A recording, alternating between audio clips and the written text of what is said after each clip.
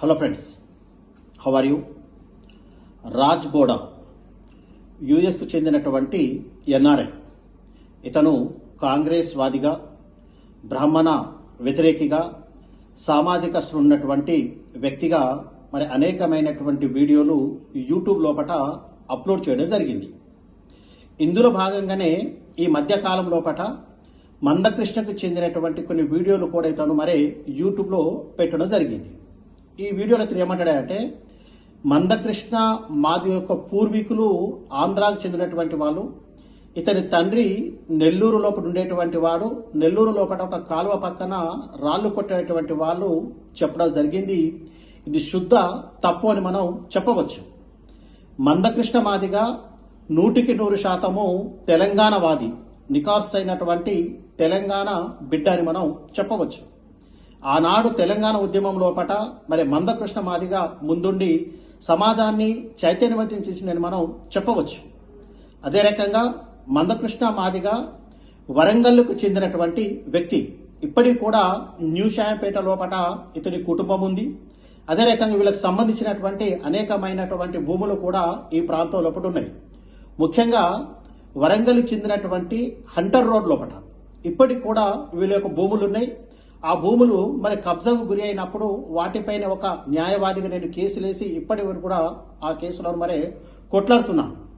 అంతేకాకుండా తెలంగాణ ఉద్యమ సమయం లోపట మందకృష్ణ మాదిగా తెలంగాణ అణగారిన వర్గాలు అనేటువంటి ఒక ఉద్యమాన్ని ప్రారంభించి మందకృష్ణ మాదిగా గారు గౌరవ అధ్యక్షుడిగా, అద్దంకి దయాకర్ గారు అధ్యక్షుడిగా, నేను ఆనాడు స్పోక్ మ్యాన్ గా సంఘానికి పనిచేసి తెలంగాణ ప్రాంతంలో ఉండేటువంటి అనేక జిల్లాల్లో సందర్శించి సమావేశాలు పెట్టి తెలంగాణ ఉద్యమానికి మద్దతు పలకడం జరిగింది.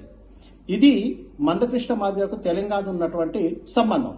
ఇకపోతే మందకృష్ణ మాదిగా తమ జాతి అభివృద్ధి కోసం, ముఖ్యంగా ఎస్సీల యొక్క రిజర్వేషన్ల కోసం అతను ఎంఆర్పిఎస్ ను స్థాపించడం, అదే సందర్భం లోపట కారంచెడు లోపల జరిగినటువంటి సంఘటనతోని అతను కీలక పాత్ర వహించి ఆంధ్ర లోపట ఒక గొప్పగా వ్యక్తిగా అతను నాయకుడిగా మారడం జరిగింది. అదే సందర్భం లోపట అధికారంలో ఏ పార్టీ ఉంటే ఆ పార్టీకి అతను మద్దతు ఇచ్చుకుంటూ తమ జాతికి జరిగినటువంటి అన్యాయాన్ని అతను ఎత్తి చూపడమే కాకుండా వారి న్యాయం కోసం అతను పనిచేయడము జరుగుతుంది. అందులో భాగంగానే చంద్రబాబు నాయుడు ముఖ్యమంత్రి ఉన్నప్పుడు వారికి మద్దతు ఇవ్వడం, వైఎస్ రాజశేఖర రెడ్డి గారు ముఖ్యమంత్రిగా ఉన్నప్పుడు వారికి తమ యొక్క మద్దతు తెలపడం, ఆ తర్వాత తెలంగాణ ఏర్పడిన తర్వాత కేసీఆర్ కూడా అతను మద్దతు ఇవ్వడం జరిగింది. సరే, ఈ మధ్యకాలం లోపట రిజర్వేషన్లు సాధించాలనేటువంటి ఒక పట్టుదలతోని కేంద్రంలో ఉన్నటువంటి బీజేపీ ప్రభుత్వానికి మద్దతు ఇవ్వడం కాకుండా నరేంద్ర మోడీకి సన్నిహితంగా తను మెదలడం, అంతేకాకుండా బీజేపీకి ఓట్లేయండి అని చెప్పి అతను ప్రచారం చేయడం, ఇది చాలా విమర్శలకు దారితీయడం జరిగింది. ఎందుకంటే తమ జాతికి న్యాయం జరగాలి, రిజర్వేషన్లు సాధించాలి అనేటువంటి క్రమం లోపట్నే మందకృష్ణ మాదిగ గారి రకంగా వివరించడం జరిగింది. అంతేకాకుండా వారికి మధ్య లోపల కేంద్ర ప్రభుత్వం పద్మశ్రీ అవార్డు ఇచ్చినప్పుడు కూడా అది విమర్శలకు తావిచ్చిందని మనం చెప్పవచ్చు. దాన్ని కూడా అతను చేసినటువంటి ఉద్యమానికి, అతను తమ జాతి కోసం పాటుపడుతున్నటువంటి కృషికి గుర్తింపుగా మాత్రమే కేంద్ర ప్రభుత్వము ఈ యొక్క అవార్డు ఇచ్చిందని మనం భావించాలి తప్ప అతను బీజేపీకి పూర్తిగా అమ్ముడుపోయిన మందిగా చెప్పవలసిన అవసరము లేదు. వాస్తవానికి ఈరోజు ఈ యొక్క సమాజాన్ని చతుర్వర్ణాలుగా విభజించడమే కాకుండా ఈరోజు ఎస్సీలను అంటే దళితులను ఒక రకంగా నీచ స్థితిలోకి తీసుకెళ్లినటువంటి వాళ్ళు యొక్క ఆర్ఎస్ వాదులు లేదా ఈ మను సిద్ధాంతం అని చెప్పవచ్చు.